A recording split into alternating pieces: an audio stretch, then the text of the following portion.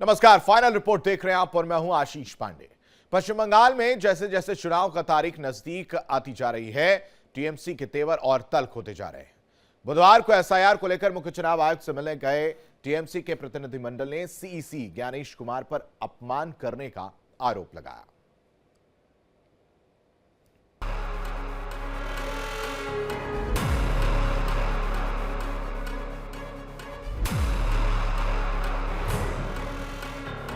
पश्चिम बंगाल में एसआईआर पर जारी घमासान थमने का नाम नहीं ले रहा है। बंगाल में वोटर्स के नाम काटे जाने को लेकर टीएमसी लगातार चुनाव आयोग पर हमलावर है और बीजेपी के लिए काम करने का आरोप लगा रही है। बुधवार को चुनाव आयोग और टीएमसी के बीच उस समय तनाव पर हो गया। दरअसल बुधवार को टीएमसी का प्रतिनिधि मंडल सांसद डेरिक ओब्रायन के नेतृत्व में वोटर्स लिस्ट को लेकर अपनी बात रखने पहुंचा था, लेकिन टीएमसी का आरोप है कि मीटिंग सिर्फ 7 मिनट ही चली और मुख्य चुनाव आयुक्त ज्ञानेश कुमार ने उनकी बात सुने बिना ही कह दिया कि गेट आउट।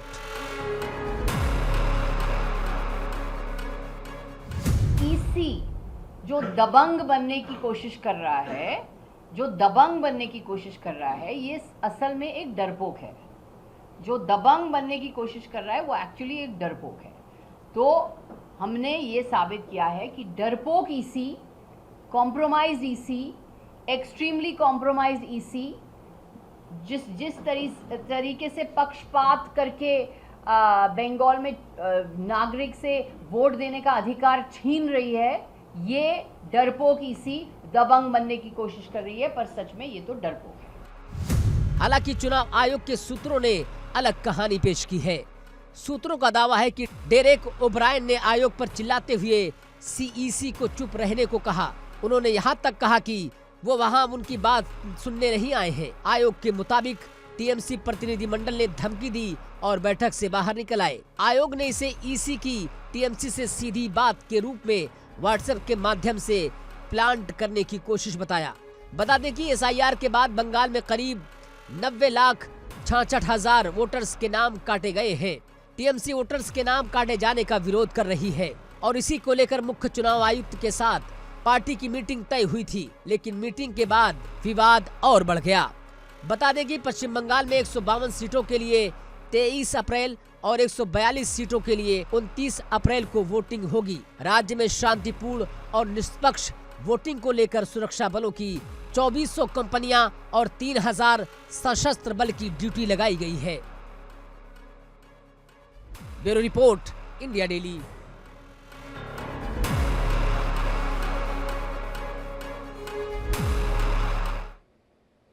एमपी में राज्यसभा चुनाव से पहले सियासी पारा चढ़ गया है। जो कांग्रेस विधायकों की खरीद फरोख्त की आशंका जता रही है, वहीं बीजेपी इसे हार का डर बता रही है। आखिर क्या कहते हैं आंकड़े और क्यों उठ रही है हॉर्स ट्रेडिंग की चर्चा, इस रिपोर्ट में देखिए।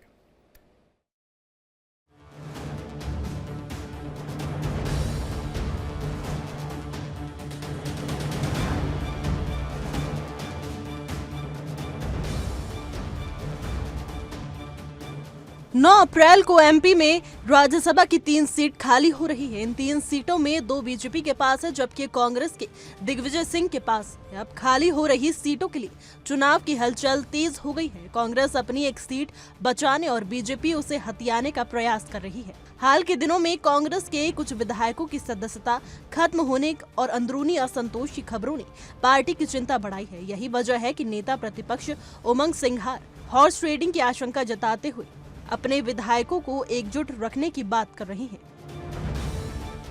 अब बीजेपी तो हमेशा हर जगह सरकार खरीदती है, तोड़ती है, बेचती है, आपको पता ही है, और कई राज्यों में इस प्रकार हुआ है। तो अगर यहाँ पे हॉर्स ट्रेडिंग होती है तो कोई बड़ी बात नहीं है। ये कांग्रेस को हमें पता है कि ऐसा होने वाला है, लेकिन इसके लिए कांग्रेस पार्टी पूरी मजबूती के साथ तैयार है और कांग्रेस के विधायक कांग्रेस जो उम्मीदवार रहेगा उसके पक्ष में वोटिंग करेंगे, ये मुझे विश्वास है। जिस प्रकार से आप देख रहे हो, मैंने कई बार कहा है कि देश ऑटोक्रेसी की ओर जा रहा है, चुनावी सत्तावाद की ओर। इस प्रकार से संवैधानिक संस्थाओं पे दबाव बनाए जाते हैं, ये आप पूरे देश में और प्रदेश में देख रहे हैं। सिंघार के इस बयान पर बीजेपी ने तीखा पलटवार किया है। पीडब्ल्यूडी मंत्री ने इसे कांग्रेस की कमजोरी और हार की स्वीकारोक्ति बताया है। जब संख्या पूरी नहीं है तो इस तरह के बयान दिए जा रहे हैं। कांग्रेस पहले से ही हार को जस्टिफाई करने की कोशिश कर रही है। जब हार सामने दिख रही हो तो हार को जस्टिफाई करने के लिए कोई ना कोई रास्ते तो ढूंढना ही पड़ेगा। मध्य प्रदेश विधानसभा में कुल 230 सीटें हैं। राज्यसभा चुनाव में एक उम्मीदवार को जीत के लिए करीब 58 विधायकों के वोटों की जरूरत होती है। बीजेपी के पास फिलहाल 160 से अधिक विधायक हैं, जबकि कांग्रेस के पास 65 विधायक हैं। ऐसे कांग्रेस एक सीट निकाल सकती है, लेकिन चुनाव में क्रॉस वोटिंग या अनुपस्थिति जैसे फैक्टर खेल बिगाड़ सकते हैं। भले ही राज्यसभा की गणित जो है वो बीजेपी के फेवर में है, लेकिन राजनीति में अक्सर समीकरण बदलते रहते हैं और खास करके आखिरी समय पे। तो जिस तरह से कांग्रेस हॉर्स ट्रेडिंग का आरोप लगा रही है, तो क्या वो वाकई में सही है या ये एक सियासी चाल है? इंडिया डेली के लिए भोपाल से कैमरामैन ओबेस के साथ मुक्ता पाठक। यूपी की राजधानी लखनऊ में एटीएस की गिरफ्त में आए आतंकी साकिब ने पूछताछ में कई बड़े और चौंकाने वाले खुलासे किए। वहीं जांच एजेंसी के मुताबिक इस मॉड्यूल का मास्टरमाइंड आकिब फिलहाल दुबई भाग चुका है।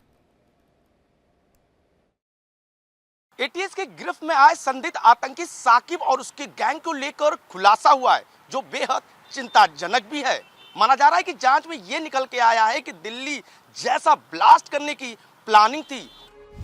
यूपी एटीएस ने लखनऊ से गिरफ्तार संदिग्ध आतंकी साकिब उर्फ डेविल और उसके 3 साथियों से पूछताछ में भयावह आतंकी साजिश का खुलासा किया है। साकिब पाकिस्तानी आईएसआई हैंडलर्स के सीधे संपर्क में था और टेलीग्राम के माध्यम से युवाओं को जोड़कर एक बड़ा नेटवर्क तैयार कर रहा था। वहीं इस पूरे मॉड्यूल के आकार दुबई में बैठे आकिब के खिलाफ यूपी एटीएस ने लुकआउट नोटिस जारी कर दिया है और उसकी तलाश तेज कर दी गई है। पूछताछ में यह भी सामने आया है कि साकिब हिंदुवादी नेताओं की हत्या की साजिश रच रहा था। इसके लिए वो हैदराबाद, गाजियाबाद, अलीगढ़ और लखनऊ में रेकी भी कर चुका था। 3 दिन की लगातार पूछताछ और मोबाइल डेटा से खुलासा हुआ है कि साजिश के लिए उसे फंडिंग भी मिल रही थी। कई बैंक खातों के माध्यम से पैसों का लेन देन किया गया। जांच में ये भी सामने आया है कि पाकिस्तानी हैंडलर ने सही समय पर हथियार भेजने का भरोसा दिया था। साकिब के साथियों अरबाब, लोकेश और विकास से भी अलग अलग पूछताछ की जा रही है। उत्तर प्रदेश में एसटीएफ और एटीएस आज से नहीं काफ़ी समय से एक मैच्योर एजेंसीज के रूप में उभर कर आई हैं पूरे देश में, और उन्होंने आतंकवाद के विरुद्ध काफ़ी लंबे समय से काफ़ी ठोस कार्रवाई की है। इस प्रकरण में भी एटीएस ने स्वयं, इसकी कहीं कोई शिकायत नहीं थी, एटीएस ने स्वयं कुछ जानकारियां जो जनरली अवेलेबल हुई थी उसको आगे डेवलप करते हुए इस मॉड्यूल को पकड़ा है और इसमें आगे की इन्वेस्टिगेशन जारी है। एटीएस इस इन्वेस्टिगेशन को आगे जारी रखते हुए इसमें जितनी भी कड़ियां जुड़ रही हैं उनके विरुद्ध जो कठोर कानूनी कार्रवाई है वो कर रही है। जांच में यह भी सामने आया है कि साकिब का नेटवर्क यूपी से बाहर दिल्ली, हरियाणा और मुंबई तक फैला हुआ था। एटीएस के मुताबिक साकिब हथियार खरीदने के लिए तस्करों के संपर्क में था और उसने फायरिंग प्रैक्टिस की बात भी कबूल की है। फिलहाल कई राज्यों की पुलिस को अलर्ट कर दिया गया है और जांच लगातार जारी है। मनी ट्रेल को भी कनेक्ट किया जाएगा। और एक और खास बात ये आई है कि इन्होंने जुर्म भी कबूल किया है कि पाक में बैठे हैंडलर के संपर्क के साथ होते हुए पंजाब के तस्करों के संपर्क में था और जल्द ही हथियार सप्लाई होने वाले थे। और ये भी बात उसने कबूल करी है कि उसने शूटिंग की प्रैक्टिस की थी। यानी कुल मिला के देखा जाए तो चौंकाने वाले खुलासे हुए हैं। हालांकि जांच एजेंसी एसटीएफ, एटीएस सभी एंगलों पर तफ्तीश जारी है। खासतौर से उसके बैंक के और कॉल रिकॉर्ड और डाटा की इन्वेस्टिगेशन प्रक्रिया की जा रही है। वीडियो जर्नलिस्ट सर्वजीत सिंह के साथ Anuj Kumar, India Daily, Lucknow. Middle East में 14 दिनों के सीजफायर के बाद लोगों को बड़ी राहत मिली है, लेकिन जंग के कारण गैस सिलेंडर के संकट से बाबा की नगरी वाराणसी में कैटरर्स ने करीब 100 बुकिंग कैंसिल कर दी है।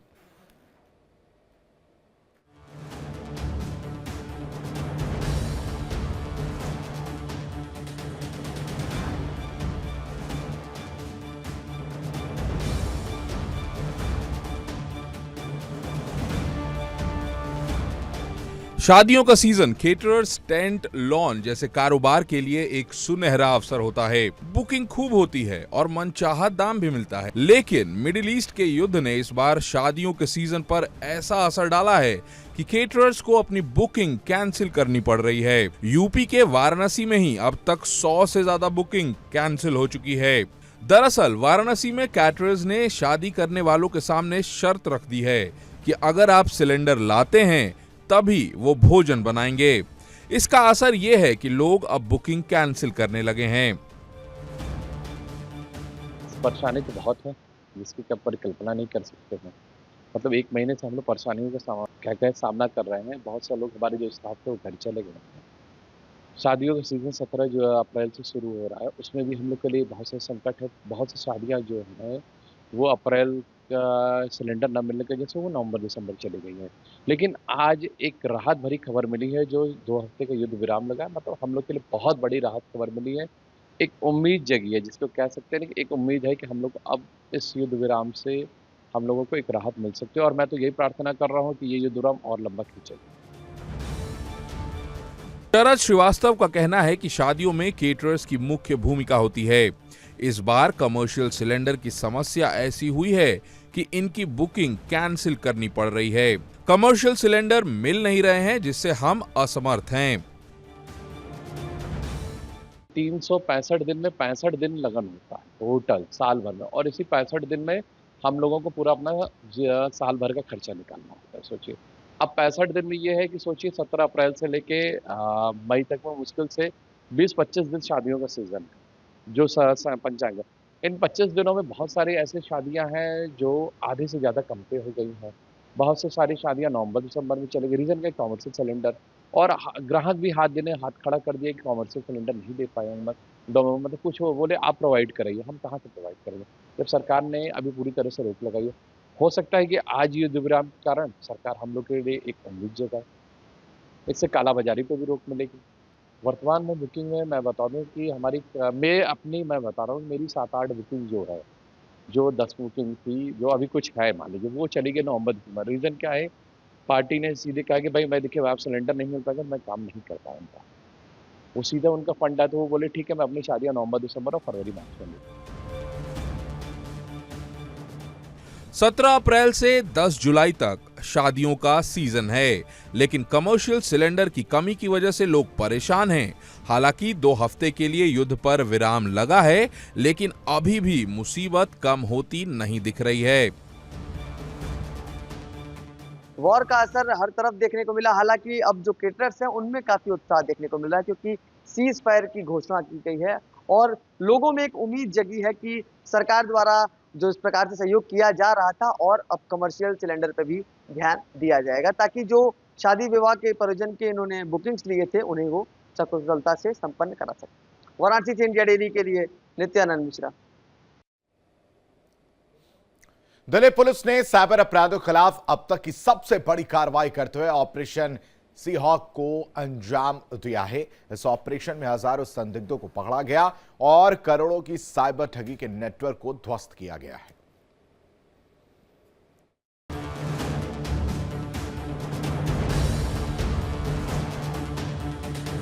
दिल्ली पुलिस के ऑपरेशन साइबर हॉक 4.0 में साइबर ठगी के कई बड़े नेटवर्क का पर्दाफाश हुआ है। 6 और 7 अप्रैल को चलाए गए इस ऑपरेशन में IFSO और सभी जिलों की टीमों ने मिलकर काम किया। Joint CP IFSO Rajneesh Gupta और joint CP south range Vijay Kumar ने बताया कि ये साइबर अपराध के खिलाफ चौथा बड़ा अभियान है, जिसमें संगठित फ्रॉड नेटवर्क को निशाना बनाया गया। इस ऑपरेशन में 8,371 संदिग्धों को हिरासत में लिया गया। 1400 से ज्यादा आरोपियों को गिरफ्तार या बाउंड डाउन किया गया और 499 नए केस दर्ज किए गए। जांच के दौरान पुलिस ने 3,564 साइबर शिकायतों को संदिग्ध बैंक खातों और मोबाइल नंबरों से जोड़ा। इतना ही नहीं, देश भर में करीब 519 करोड़ रुपए की ठगी का पैसा भी इन नेटवर्क से लिंक पाया गया। इस दौरान कई फर्जी कॉल सेंटर भी बंद किए गए, जो नौकरी, कस्टमर केयर और टेक सपोर्ट के नाम पर लोगों को ठग रहे थे। छापेमारी में पुलिस को भारी मात्रा में मोबाइल, लैपटॉप, सिम कार्ड और बैंकिंग दस्तावेज भी मिले हैं। इप्सो यूनिट दिल्ली पुलिस की लगातार इस पर कार्रवाई करते हुए साइबर हॉक के तहत बड़ी कार्रवाई की है। मेरे साथ बातचीत करने के लिए इसी पर जॉइंट सीपी रजनीश गुप्ता जी, मैं इनसे बात करूंगा। सर, साइबर हॉक लगातार कार्रवाई कर रही है आपकी टीम। आज 5 और 6 को एक ऑपरेशन चलाया गया, किस तरह से चलाया गया, कितने लोगों को अरेस्ट किया गया? इस 2 दिन के ऑपरेशन में जैसा पहले 3 ऑपरेशन किए गए, वर्दी सीपी दिल्ली श्री सतीश गोलचा जी का ये निर्देश रहा कि आपने ये ऑपरेशंस को रेगुलरली करना है।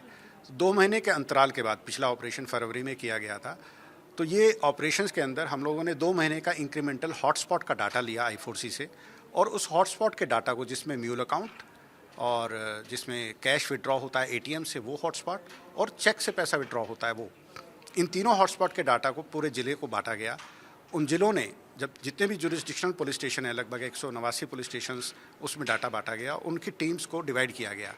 आइडिया ये था कि जो क्रिमिनल्स दिल्ली के इंफ्रास्ट्रक्चर को यूज़ करके पैसा यहाँ से विड्रॉ कर रहे हैं, म्यूल खाता यहाँ पर खोले हुए हैं, यहाँ पर लोगों का पैसा आके विड्रॉ हो रहा है, चाहे वो कंप्लेंट्स कहीं की भी हों, वो दिल्ली के इंफ्रास्ट्रक्चर को ना यूज़ कर पाएँ, यहाँ पर हम क्रिमिनल्स को पकड़ें और उनको हवालात में दें, ये एक फोकस था। इस कार्रवाई के अंदर 2 दिन के ऑपरेशन में हमने 660 लोगों को गिरफ्तार किया है, और NCRP की कंप्लेंट्स का अगर लिंकिंग अगर कहें जिसमें फाइनेंशियल फ्रॉड्स रिपोर्ट होता है, 3500 कंप्लेंट्स लिंक हुई। ऑपरेशन साई हॉक के जरिए दिल्ली पुलिस ने साफ कर दिया है कि अब साइबर ठगों के खिलाफ कार्रवाई और तेज होगी। पुलिस लोगों से भी अपील कर रही है कि किसी भी संदिग्ध कॉल या मैसेज से सतर्क रहें और तुरंत 1930 हेल्पलाइन पर शिकायत दर्ज कराएं। दिल्ली पुलिस ने ये भी अपील की है कि बैंक डिटेल्स किसी के साथ शेयर ना करें और किसी भी ऑनलाइन ऑफर या कॉल पर भरोसा करने से पहले उसकी जांच जरूर करें। साइबर के जो अपराधी हैं उनकी कमर नहीं तोड़ी जाएगी, तब तक इस तरह की कार्रवाई जारी रहेगी। कैमरा पर रविंदर के साथ मैं पंकज राय, इंडिया डेली, दिल्ली। राजधानी दिल्ली में बदमाश बेखौफ हो चुके हैं और कानून का डर खत्म होता दिख रहा है। ताजा मामला आदर्श नगर का है, जहां गली के बीचों बीच एक युवक को घेरकर न सिर्फ लूटा गया बल्कि बेरहमी से पीटा भी गया, और यह पूरी वारदात CCTV कैमरे में कैद भी हो गई।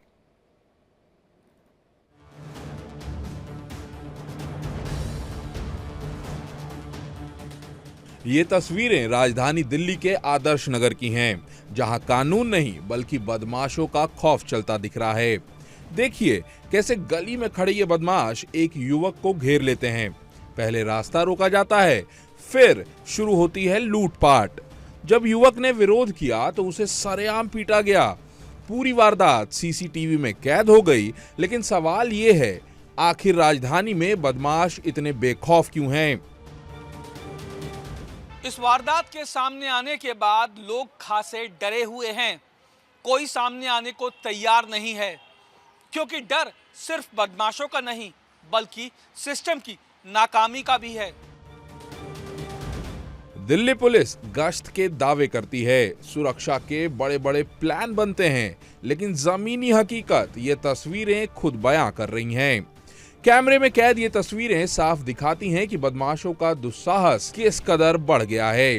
राजधानी में इस तरह सरेआम वारदात होना पुलिस की कार्यप्रणाली पर बड़ा सवाल है। अब देखना ये होगा कि पुलिस कब तक इन आरोपियों को पकड़ पाती है और क्या इलाके के लोगों को सुरक्षा का भरोसा मिल पाएगा। इस वारदात ने एक बार फिर दिल्ली की कानून व्यवस्था को कटघरे में लाकर खड़ा कर दिया है। आखिर क्यों आए दिन होने वाली ऐसी वारदातों पर दिल्ली पुलिस लगाम नहीं लगा पाती? वीडियो जर्नलिस्ट रविंदर के साथ Rajneesh Sharma, India Daily, Delhi. Middle East जंग का बड़ा असर पूरी दुनिया की अर्थव्यवस्था पर देखने को मिल रहा है। बात जम्मू कश्मीर की करें तो यहां की खास पहचान कारपेट कारोबार पर भी संकट के दौर से गुजर रहा है।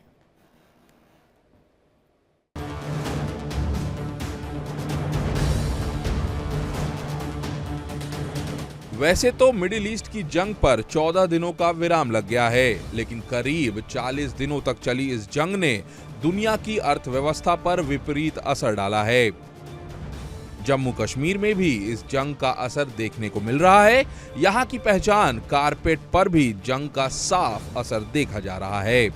जम्मू कश्मीर की एकमात्र कारपेट की फैक्ट्री के लिए अरब देशों से आने वाला पॉलीमर धागा जम्मू तक नहीं पहुंच पा रहा है, जिसके चलते फैक्ट्री मालिकों को करोड़ों का घाटा झेलना पड़ रहा है। हम एक कालीन बनाने वाली इंडस्ट्री में खड़े हैं। जम्मू कश्मीर की सबसे बड़ी इंडस्ट्री है जो कालीन बनाती है। हम वहां पे खड़े हैं और आप देख सकते हैं यहाँ पर भारी मात्रा में कालीन लगातार बनाए जा रहे हैं। पूरी फैक्ट्री है, आउटलेट है और अब इस फैक्ट्री पे भी संकट के बादल मंडरा रहे हैं, क्योंकि इस युद्ध की वजह से जो रॉ मटेरियल था जो सऊदी से या बाहर के अन्य देशों से आता था वो आना बंद हो चुका है। आप देख सकते हैं यहाँ पे कालीन जो है उनके बहुत बड़ी बड़ी फैक्ट्रीज है। पूरी लंबी तादाद में भारी मात्रा में कालीन आ चुके हैं। ये पूरी इंडस्ट्री है, हम इस इंडस्ट्री के बीच में खड़े हैं तो आप देख सकते हैं ये धागा है, ये जो धागा है ये भी बाहर से आता है और ऐसे में अब इस इंडस्ट्री पे जो है बादल छा चुके हैं। यहाँ पे इंडस्ट्री के जो मालिक हमारे साथ मौजूद हैं। सर, लगातार जिस तरह की अर्थव्यवस्था इस पूरे दुनिया की बनी हुई है, ऐसे में हर इंडस्ट्री जो है इससे अछूती नहीं है। आपकी कालीन इंडस्ट्री पे क्या असर रहा इसका? सर, कालीन इंडस्ट्री भी इसमें से बची नहीं है, क्योंकि रॉ मटेरियल जो सारे आते हैं वो सारे पेट्रोलियम बेस्ड आइटम्स हैं और जितने भी पेट्रोलियम बेस्ड प्रोडक्ट्स हैं वो सारे इस टाइम पे शॉर्टफॉल हो गए हैं और ऑलमोस्ट बंद हो गए हैं। हमारे भी जो सप्लायर हैं यान की, उनकी भी फैक्ट्रियां बंद हो गई हैं। सो अभी कोई फ्रेश ऑर्डर ले नहीं रहा है, यान कहीं से सप्लाई हो नहीं रही है। हमारे पास भी स्टॉक और हफ्ते 10 दिन का है, वो चलाने के बाद हमारी भी फैक्ट्री बंद हो जाएगी। फैक्ट्री के मालिक ने इंडिया डेली से बातचीत में बताया कि खाड़ी देशों से आने वाला उनका पॉलीमर धागा पेट्रोलियम का ही एक प्रोडक्ट है और वो मिलना बंद हो गया है। हालांकि हमारे पास कारपेट बनाने के लिए रॉ मटेरियल कुछ दिनों का बचा है, लेकिन उसके बाद हमें फैक्ट्री बंद करनी पड़ेगी। लेकिन आपके पास जो स्टॉक बना हुआ पड़ा हुआ है उसकी क्या पोजीशन है? वो तो कहीं जा ही नहीं सक रहा है अभी, क्योंकि सारा अभी एक्सपोर्ट तो सारा बंद है। हमारा साउथ अमेरिका जाता था, अभी काफी माल जाता था, अभी वो सारा बंद है। डोमेस्टिक में लोग इतने डरे हुए हैं कि वो पहले जरूरत की चीजों को देखेंगे कि कारपेट को देखेंगे। तो इन अ वे लाइफ अभी आहिस्ता आहिस्ता ये स्टैंड स्टिल पे आ गई है सबके लिए। हमारी तो फैक्ट्री का तो प्रॉब्लम है ही है, मगर बाकी भी फैक्ट्रीज की सबकी भी प्रॉब्लम आ गई है। जितनी भी फोम इंडस्ट्रीज है, पॉलिथीन इंडस्ट्रीज है, प्लास्टिक इंडस्ट्रीज है, सब आहिस्ता आहिस्ता सब बंद हो चुके हैं। तो क्या लगता है, अगर आपको जिस तरह से हालात है और जैसे शांति समझौते की बात चल रही है अभी यूएस और ईरान में, अगर शांति हो जाती है, स्थापित हो जाती है, तो क्या आपका कारोबार फिर से उसी पटरी पर जल्दी आ जाएगा? देखिए, जो एनालिसिस एक्सपर्ट्स ने भी किया हुआ है, अगर आज बंद भी करते हैं तो एटलीस्ट 200 दिन लगेंगे इसको नॉर्मल होने में। तो 200 दिन के लिए गवर्नमेंट क्या प्रपोज कर रही है इंडस्ट्री को सस्टेन करने के लिए, ताकि 200 दिन तक भी सस्टेन तो कर पाए, ताकि वो चला पाए यूनिट। क्योंकि इतने लोग बेरोजगार जो हो जाएंगे, उनको सैलरीज कहां से आएंगी? जंग के कारण एक्सपोर्ट तो बंद ही हो चुका है। कारपेट से जुड़ा हुआ घरेलू मार्केट भी बिल्कुल ठप हो चुका है।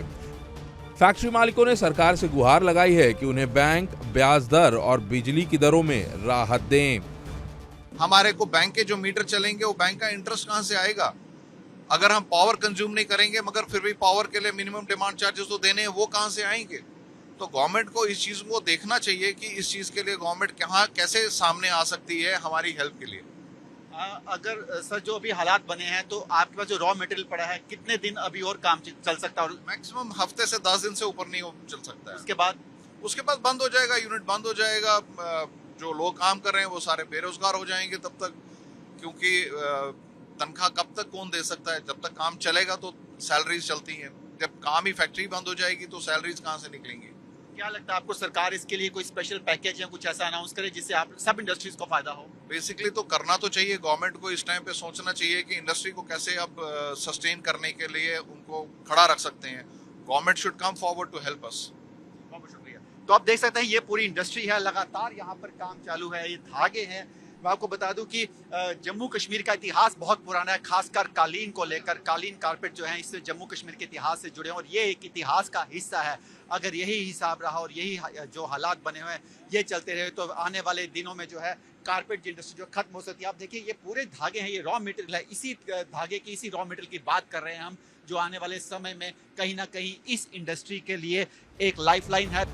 फिलहाल मिडिल ईस्ट में 14 दिनों का सीज फायर हो चुका है, लेकिन जंग के बादल अभी पूरी तरह से छटे नहीं हैं। ऐसे में जब तक संपूर्ण शांति स्थापित नहीं होती, तब तक कारोबार ठप रहने की आशंका है। आने वाले समय में जो हालात बने हैं, यही लाइफलाइन अगर खत्म हो गई तो इंडस्ट्री भी ये खत्म हो जाएगी। कैमरामैन सुनील के साथ विकास अब्रोल, इंडिया डेली के लिए जम्मू से। और इसी के साथ फाइनल रिपोर्ट में अभी के लिए बस इतना ही है। आप बने रहिए इंडिया डेली के साथ। इंडिया डेली अब आपके स्मार्ट टीवी पर भी मौजूद है। देखिए इंडिया डेली 24/7 अब आपकी स्मार्ट टीवी पर। इंडिया डेली मौजूद है सभी डिजिटल प्लेटफॉर्म पर लाइव और लगातार। इंडिया डेली 24/7 हर दिन राष्ट्र को समर्पित।